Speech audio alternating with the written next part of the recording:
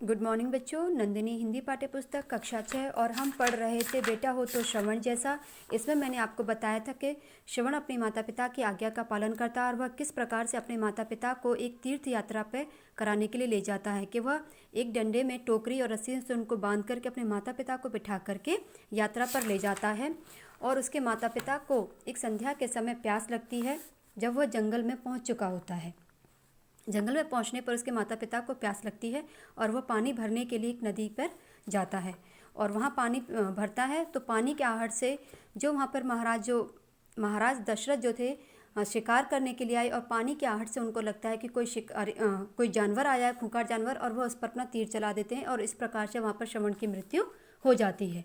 उसके बाद अब हम यहाँ पढ़ते हैं कि महाराज जो दशरथ थे वो श्रवण के माता पिता के पास पानी लेकर गए और माता पिता ने सोचा कि बेटा श्रवण पानी ले आया है।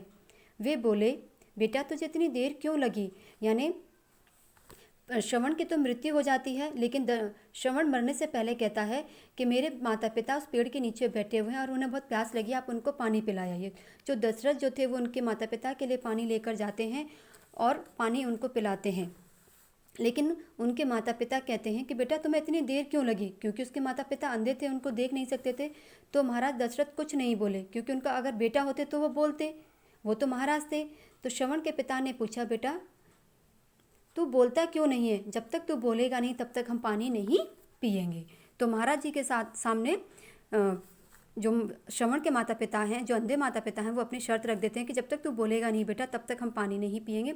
यह सुनकर महाराज जो दशरथ थे श्रवण के माता पिता के पैरों में पकड़कर रोने लगे। उन्होंने दुखी मन से श्रवण के मरने की खबर उनको सुना दिया। तब श्रवण के माता पिता बहुत दुखी हुए और उन्होंने पानी तक नहीं पिया। दोनों ने रोते रोते अपने प्राण त्याग दिए। यानी बच्चे के वियोग में उनके बेटे की मृत्यु होने के गम में वह रोते रोते भी उनकी भी मृत्यु हो जाती है।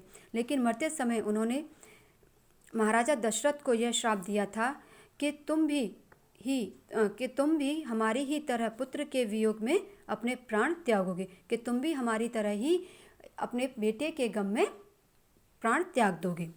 तो श्रवण कुमार को आज भी उनके माता पिता की सेवा के लिए जाना जाता है और आज लोग भी कहते हैं कि बेटा हो तो श्रवण जैसा। बेटा मैंने आपको कठिन शब्द दिए थे करने के लिए, उसमें आप 3 शब्द को और जोड़ दीजिए, पिएंगे, प्राण और वियोग। ये 3 शब्द आपको कठिन शब्दों में ही लिखने हैं जो मैंने आपको पिछले 2 बार दिए हैं। उसके बाद में होमवर्क में आपको शब्दार्थ करने हैं। प्रसन्नता, खुशी, ओट, आड़, बाण, तीर, प्राण त्यागना, मरना, वियोग, बिछड़ना, प्रकट, जाहिर, उपाय, तरीका। ठीक है बेटा।